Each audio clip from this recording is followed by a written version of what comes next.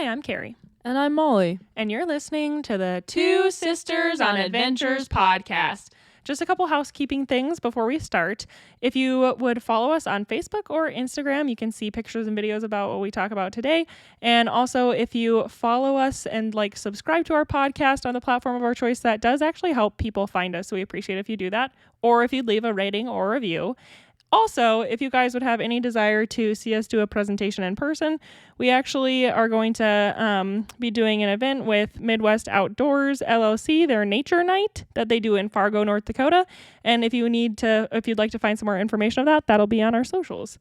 All right. So today we're talking about our day hiking on the Wonderland Trail, actually our day backpacking on the Wonderland Trail from Summerland to Granite Creek.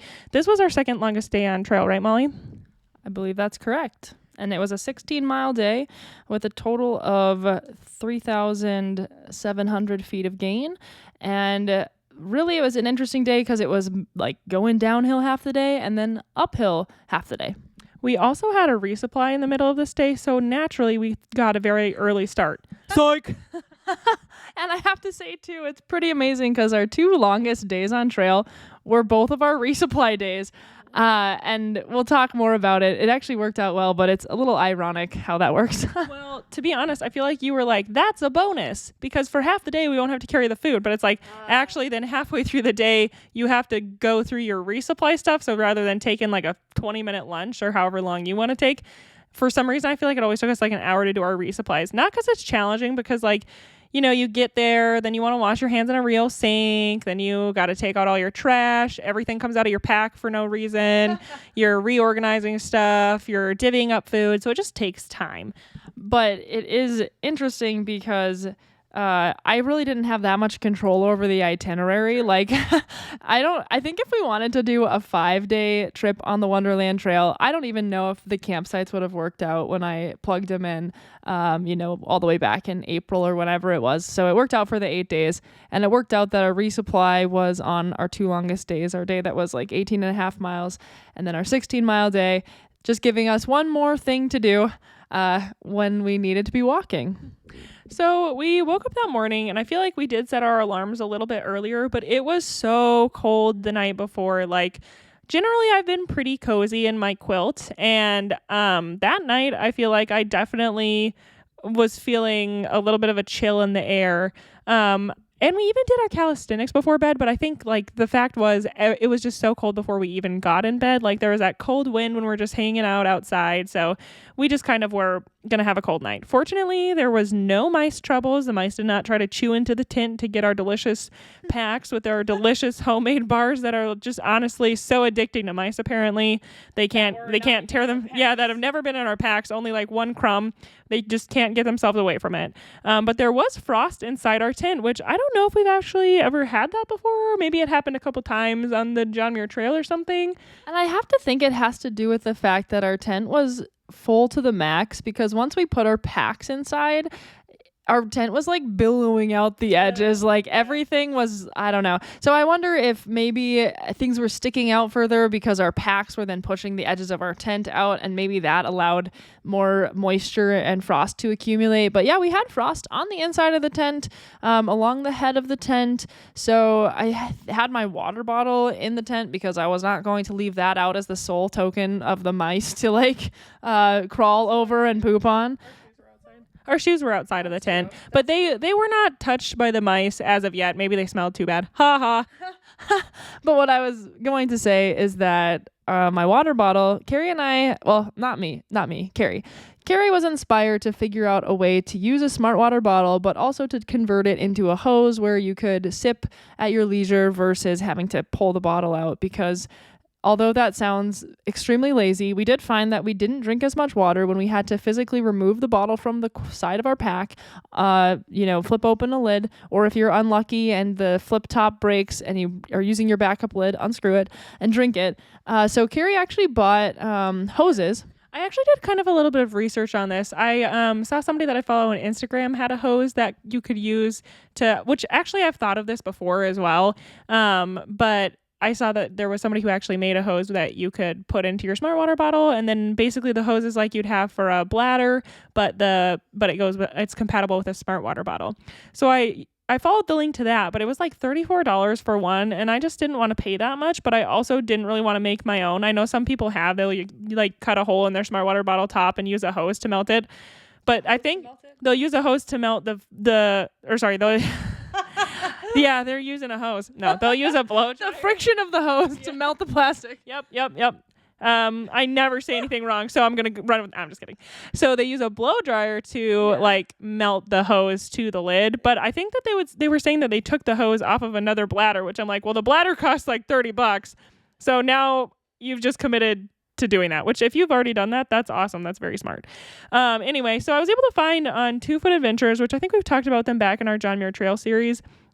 They were able to ship us a Canuck within 24 or 48 hours, very short notice, get it to where we needed it to be, so that we could have that to take on the John Muir Trail. And they also make this type of a hose for your water bottle. And so I like to support their business. I think they're a really good business. So it was only $17 for one. So I thought that was actually a pretty good value versus $34 for one. So we bought that and we were loving it, but I don't know what the point of this story was when Molly started it. So the point of the story is that I had my water bottle and the hose above my head in the tent, and it had a whole layer of frost over it. So that's just the type of freezing that was going on in the tent. And as Carrie mentioned, it was chilly enough that even though our alarms went off and we knew we had a long day, we knew we had a lot of vert in the second half of the day, a lot of ascent to do, and we also had a resupply, we just could not peel ourselves out of our quilts. We were way too cozy in the tent, so we did not get up until fairly late. And not only that, I also had service, so I turned on my service and I was in the midst of waiting for a contract for my like Molly and I have mentioned before, we do travel healthcare, and I was waiting for my contract to come through. And so I'd been looking for it the night before, texting my recruiter, refresh, it wasn't showing up, and so it had come in that morning. So then I had to text my recruiter, get some different details finalized and all that kind of stuff. So it's kind of like a funny morning where, I think most people will be like, oh, gotta get up and at 'em, long day. And I'm in there working on a contract. Rachel surely was not getting out of her bed yet. Molly was not getting out of her bed yet. So it was quite the little morning in our tent community. And I think, is that called procrastination? You find a million other things to do other than the thing that you should do, which is get out of the tent and hit the trail. No, I actually had to do that. So you were procrastinating, but I was working on something I had to do. We snoozed the alarm, I don't know, probably 10 times. So yeah, we were in that tent for a long time, lazing around. And then finally, I think it was 8 a.m. I was like, okay, this is getting ridiculous. So I did get out, and then had to make the trek to the bear pole to retrieve our bags. And on the way back, I actually visited with the neighbors that were camping up the hill a little ways. It was a couple, and they were super nice. And they actually, they asked me how many more days I had on trail. And I mentioned that we had 3, and they wanted to know if we wanted any of their snacks, because they had decided that there were certain snacks that they had brought that they were just absolutely not going to eat. They were going to resupply, I think, in the next day, and they just didn't want to carry any extra weight, which I chuckle a little bit because they probably gave us, I don't know, maybe it was 2 pounds of snacks. No? Well, I don't know. It was several items. Do you think it was more than 2 pounds? No, I was thinking less, but maybe it was more. I don't know. Everything just adds up. But anyways, it didn't seem like a ton of stuff, but they did not want to carry it, and we were happy to take it all and just start eating. So another thing that made us take longer that morning is that then I brought back 2-gallon bags of snacks, and we just started just eating everything out of those bags before we even had breakfast. Let me tell you, when someone gives you something on trail, it might be a snack that you would never choose to bring, but when it just shows up as a surprise, they had brought Cheez-Its, and I'm not usually gotta bring Cheez-Its on trail, but I was like, nobody touched the Cheez-Its, I'm having one of those.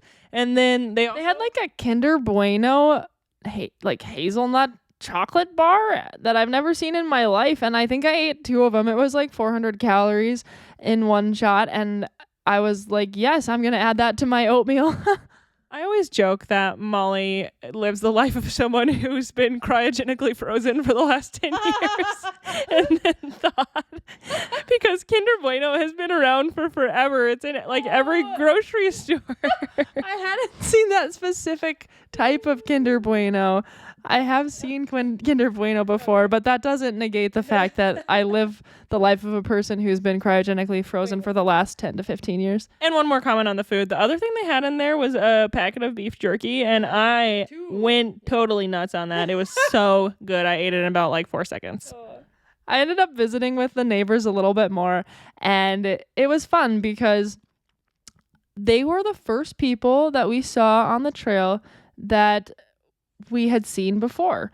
I think we decided that they were on, I don't know if they were on like their second day or third day on the trail when we started in the rainy day, and we had actually passed them on the trail. I think they were heading up to Mowich Lake as we were descending in the rain, and I could just kind of vaguely remember seeing them.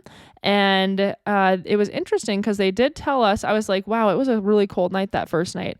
And they had camped at Mowich Lake, and they actually mentioned that it was raining and the rain froze there to the point where if you would put your food in bear boxes, the bear boxes were frozen shut and you could not open them. So they actually had to wait until a ranger came and used something to actually pry the bear boxes open so people could access their food. And that was an interesting story to me because here I had been feeling so sorry for myself that first night when we were freezing in the tent and listening to the elk bugles and thinking like, what is going on out here? And we actually had it better than some people because I don't think it was as cold for us, and we certainly didn't have issues accessing our food after that.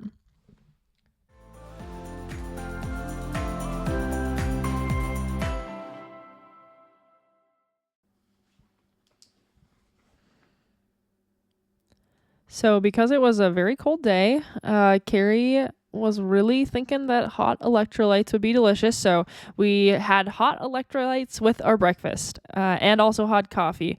So this was a very toasty time for us. And thankfully, the sun was actually about to hit our campsite. It's funny how it works where, you know, the sun can be out, the sky is clear, but all it takes is one tree that's positioned where you're, you know, on the east side of your campsite, and all of a sudden you're actually in the shade. But the sun finally did come out, and we felt a little bit thawed and a little bit more motivated to kind of get the heck out of there, I guess.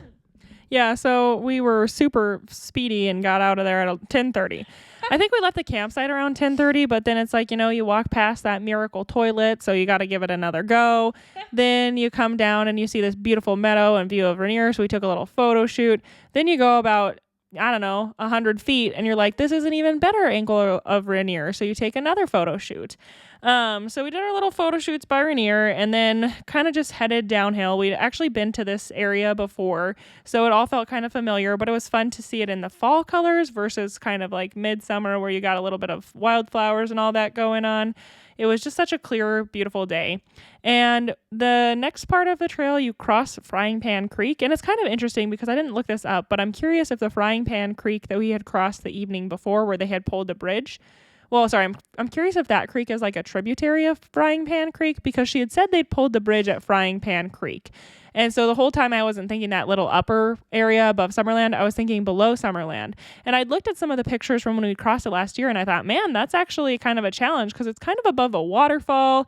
And I thought that just seems like a really odd one for them to pull, you know, when people are still out here. But thankfully, both bridges were still there, and it was interesting to see how low the flow was at the very end of September versus on a very hot July, or I guess it was August, very hot August day. When it was August, it was like we were literally having to rock hop and almost be a little bit in the stream just to make it to the bridges. But when it's September, we just walked across this dry little creek bed, and we could have probably honestly crossed it without the bridges because it was very low and very, you know, easy. And then from there, it was nice because we had a pretty cruisy downhill. It just felt like it was well maintained, well graded. It obviously had seen a ton of foot traffic because it's a very popular trail. And so it was just really a day to kind of cruise downhill, which was nice. I ate even more Cheez-Its because I think I just was still hungry. And one thing about this, though, is I think you kind of reach a downhill, and I thought we were going to go downhill all the way to White River where we're resupplying. But then there was an uphill that we had to do as well, and those little hidden uphills always just feel so, like, unfair and upsetting to me. But I think we really were just kind of getting dialed in and locked in at this point on trail. And so it actually kind of flew by the uphill. It was really pretty.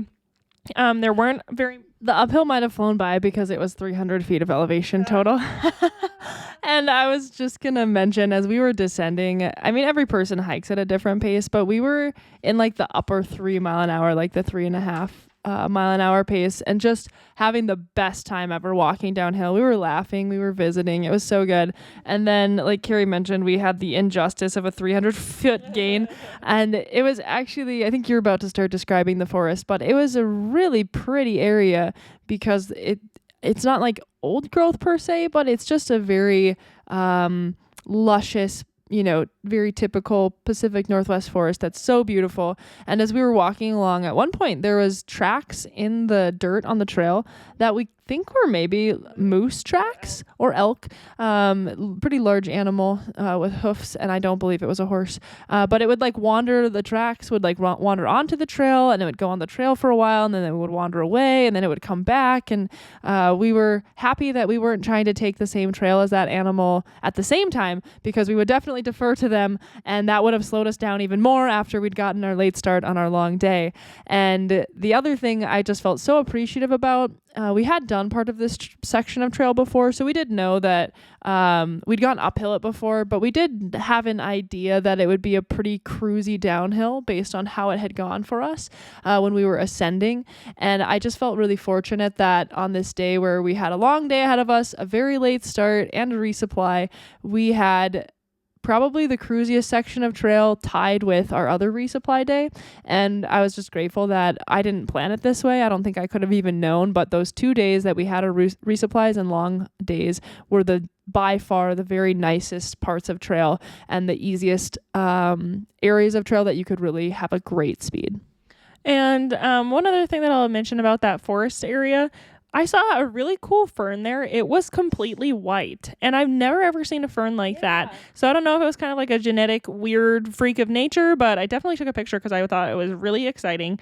And the other thing that we thought was kind of funny was this elk was clearly taking the path of least resistance. Like occasionally would kind of mosey into the forest, you could tell from its tracks, and then it would just return to the trail because I'm sure it was like, why am I doing so much work when I could just walk on this beautiful trail?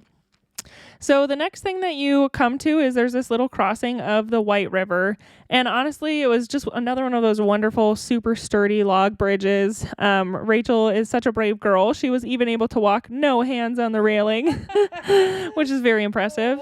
And the fun thing about the big rivers like that is there's kind of always a nice vista of Mount Rainier, and it was sunny and clear, so we were able to enjoy it. And then as you head out of there, you kind of go up into a parking lot, and we were so excited because we were like, we're going to use the toilets. We're going to wash our hands. And of course, it was closed for the season.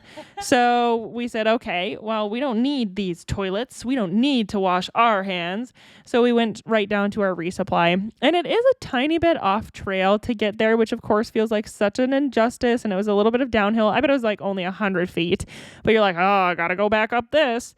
So you go in behind this little ranger's cabin. There's this whole stash of the resupply buckets like Molly and I had left, the week before? No, not the week. Yeah, like 6 days before we'd left it there, or at the ranger's station, and the rangers had kindly brought it back down there. So we were able to do that. There was also a hungry hiker's bucket, so you could look through what other people had left behind. And I would just say, if you're someone who's like, I'm going to do like on the John Muir Trail and just resupply from the hungry hiker buckets, don't. We were looking through it, and I would say 50% of the hungry hiker bucket was like mayonnaise and mustard. Like someone had left all their condiments, like soy sauce. And then there were some tortillas, which could work, and a few like homemade entrees that I didn't know what they were, like maybe mashed potatoes, but also, you're rolling the dice a little on that. Also a full-size bottle of peanut butter, which feels like a commitment to carry when it's already been open randomly for a questionable amount of time. I'm like, I don't know, before I spend like $3 on a goo pack though, like why not just bring one travel size pack of Hellmann's mayonnaise? It's probably the same amount of calories. I don't think that's true at all. Ew. I'm gonna look it up. I don't want to do that, but I mean, if you're trying to be thrifty, you could potentially nourish yourself exclusively on condiments, but I don't think that there's enough calories. Oh, why wouldn't you just bring like ketchup or like a good condiment? The other funny thing was we had aioli. Okay, that'd be good. Where are you gonna get a sealed packet of aioli though? So the one thing that was super funny though is you're kind of right next to a road that tourists were driving on. And so no one was at the ranger station. So we're sitting in the parking lot. We've got our food all spread out. And it's like everyone who drives by is, really rubbernecking every time they go past you. They're having to like do a double take and stare. And it just was kind of cracking me up. I kind of felt like we'd see the European people who had heard us say that we'd like to sleep in a toilet would probably see us there and be like, ugh, these American girls are just going too far. So we ate our lunch there as well. We had some special little pudding cups that we put in our resupply that we weren't going to carry, but we just ate at the trailhead. And honestly, it was a pretty good time. It was just fun we got to resupply Rachel for the last leg of it. So she was kind of excited to see what things we'd brought for her. And I think we had a little bit of leftover Pop-Tarts. So we took care of those as well.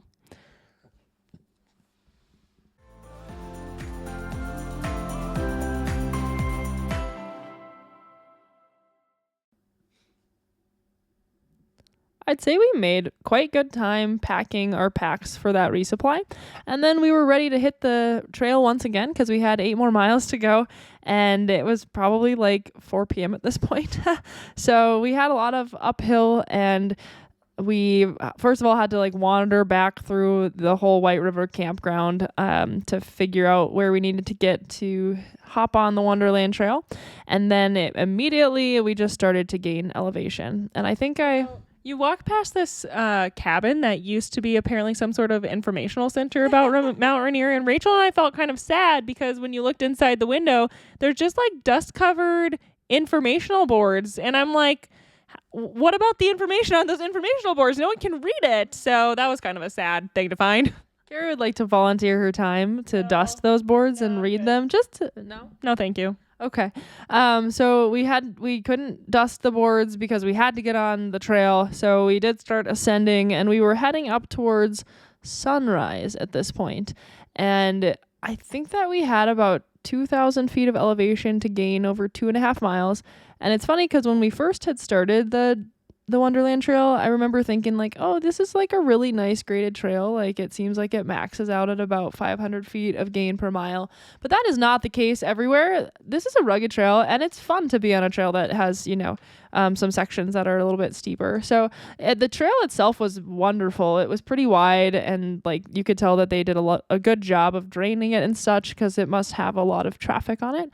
But we were the only people, like we didn't see anyone else for this entire segment, but we just literally, got into our uphill gears and started to ascend. And it was really, anytime you have to just start climbing, it is fun to appreciate how the forest changes, how the trees, they thin out a little bit as you get higher, how the height of the trees changes.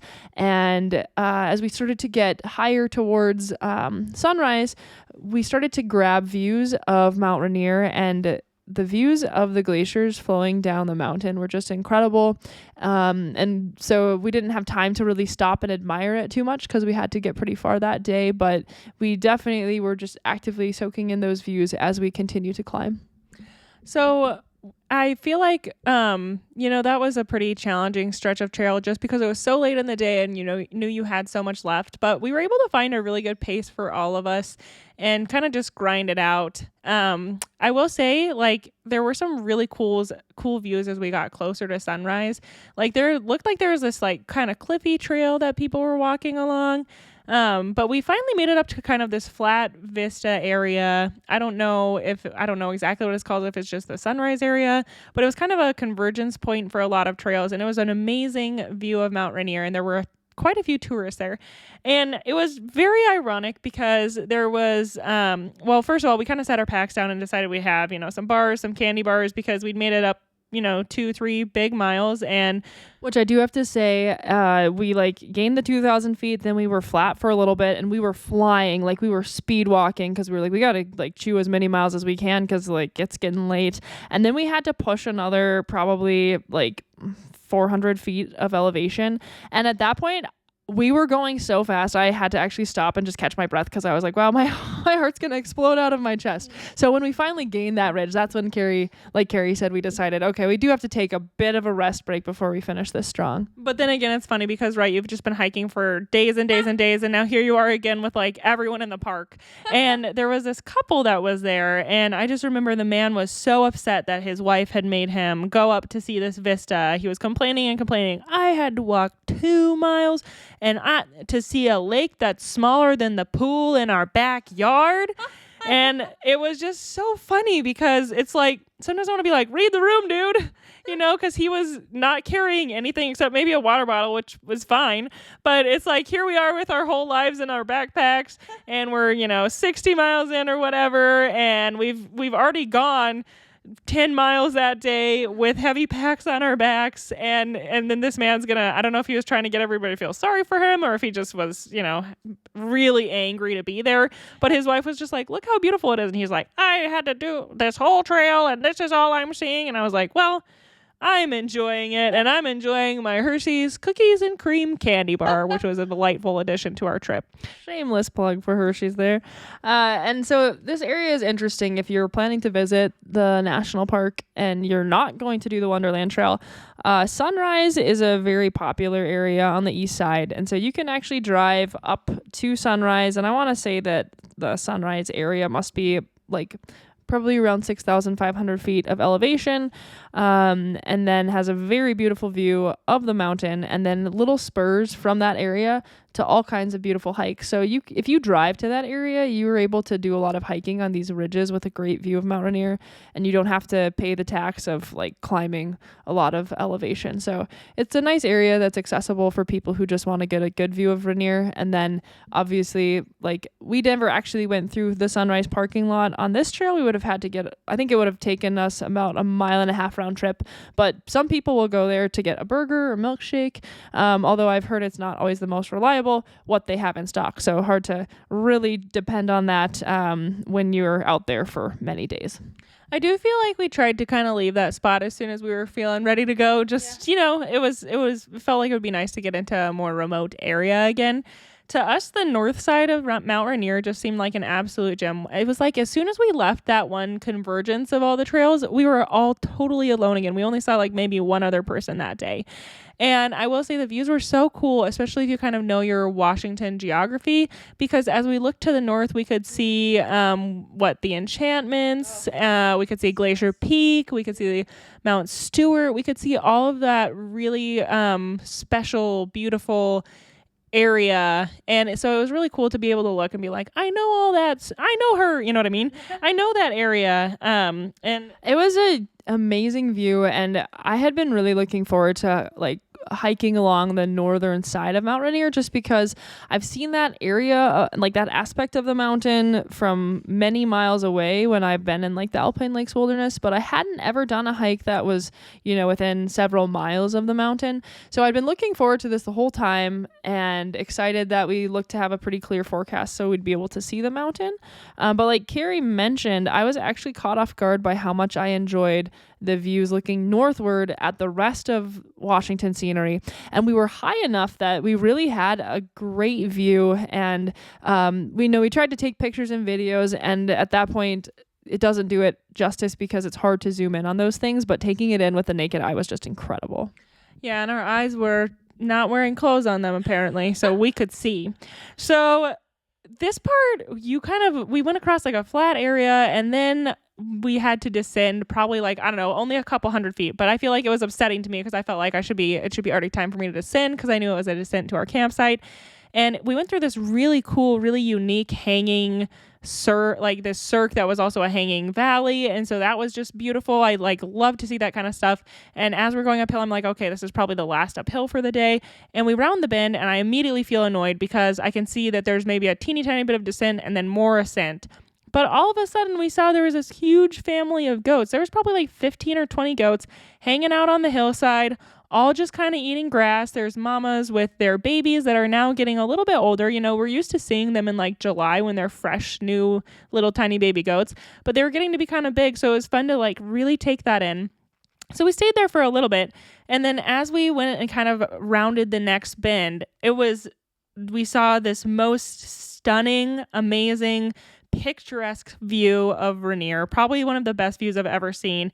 And I wrote in my journal, so happy. All the Stockton days felt worth it. And it was just like, all of my annoyance melted away. Like, this was a view that I'd waited for my entire trip, and I hadn't even known it was going to be there. And I think that was something that made it so special, because there were a couple views that we hadn't gotten to see that we knew were there. And it was kind of like, oh, I wonder what it was like at Calpatchie. I wonder what it was like here and there. But it was like this spot, which I can't remember even what it's called. Skyscraper Pass. I mean, you feel like you are right up next to the mountain. You can see the glaciers. You can see the foothills. You can see, kind of even, I feel like we were like, I think that's kind of the area where Summerland is in general. And, behind you, there's this really cool lookout that you can see. And you kind of still have a little bit of those views of Glacier Peak and the Alpine Lakes Wilderness. It was just so, so exciting to be there. And there were some clouds that were on the western edge. And I think we were probably a little under 30 minutes from sunset at that point. And I think we were around 2 miles from our camp. So we were doing really great as far as timing wise.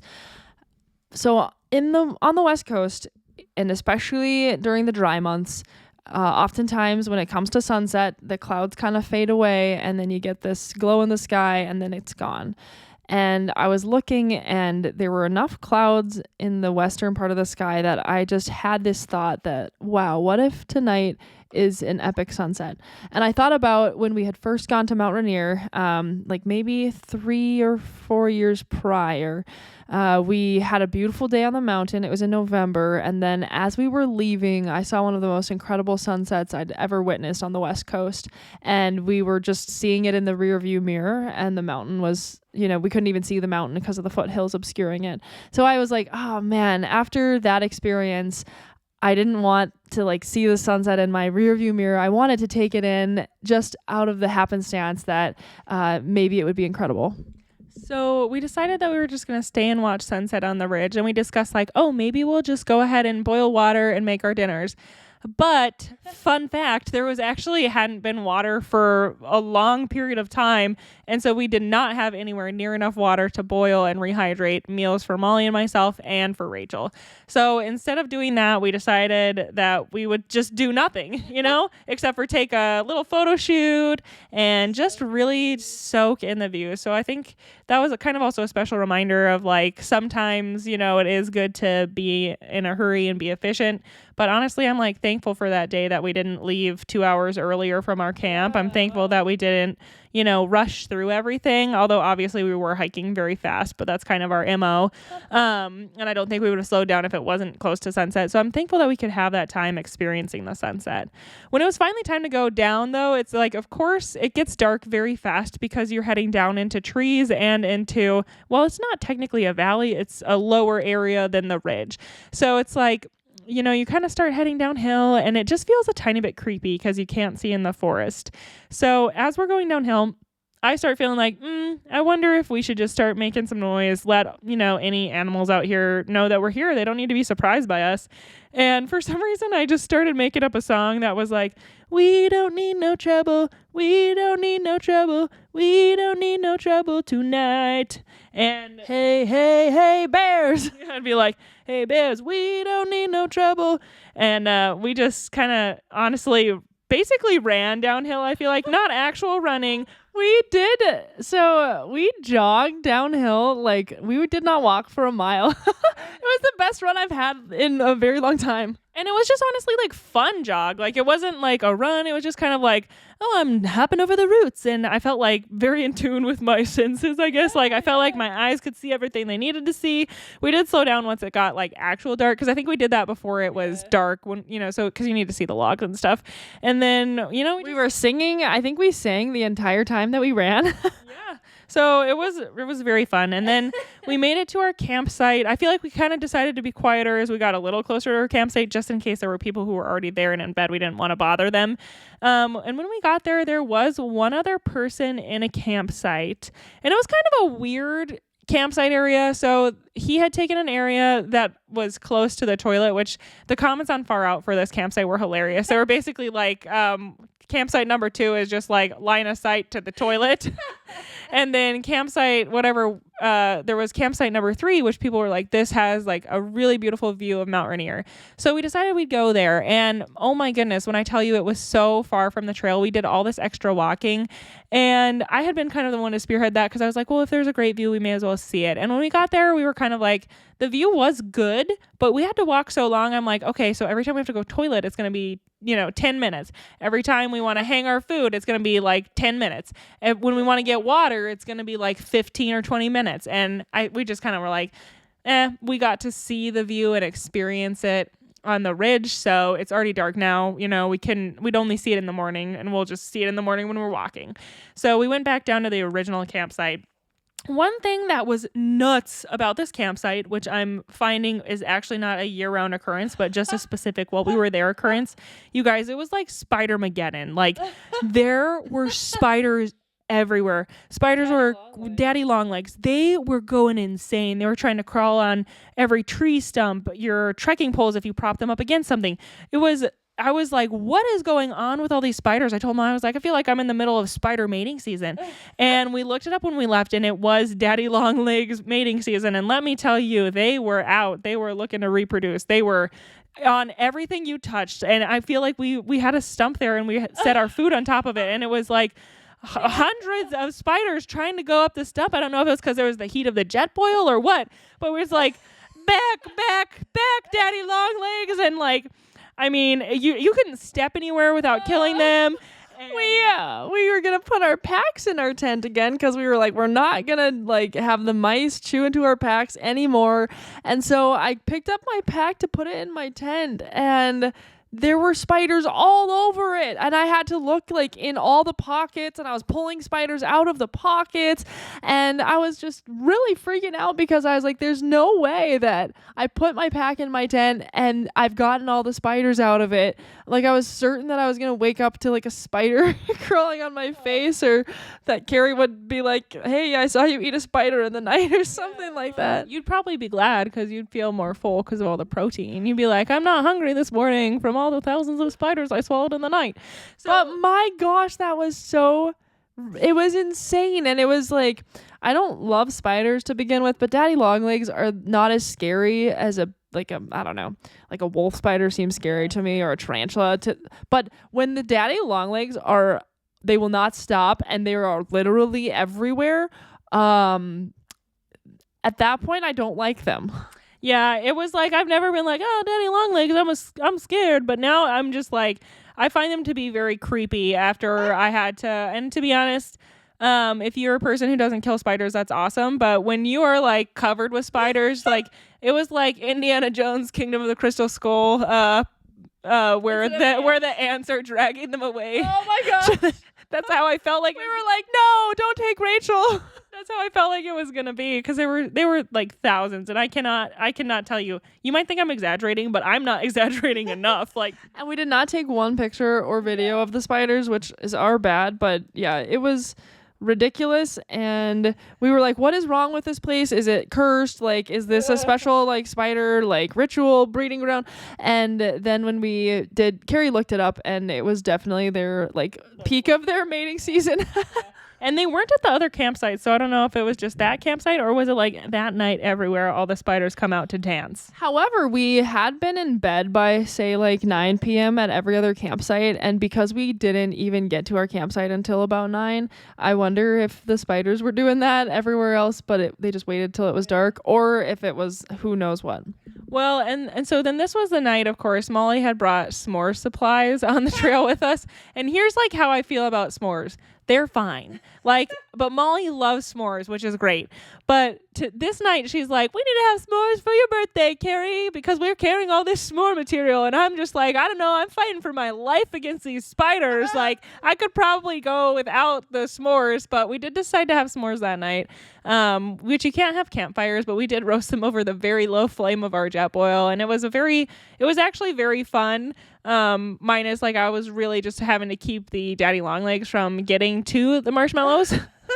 It's true because we had our more supplies on this stump, and like it was just like on every side of the stump there were like 8 different. Yeah, I would say teeming would be an accurate description of. the stump was teeming with daddy long legs. So But after that, we put away our food. We enjoyed the stars, which were out that night. And then we said, well, there's only one way to possibly get away from the daddy long legs, and that's to get in our tent. And I will say I got in our tents, and like 3 seconds later, there's a daddy long leg on the ceiling. And I was just like, why? But I don't think I did kill it. And I don't think any more came in. not the first spider that died in that tent.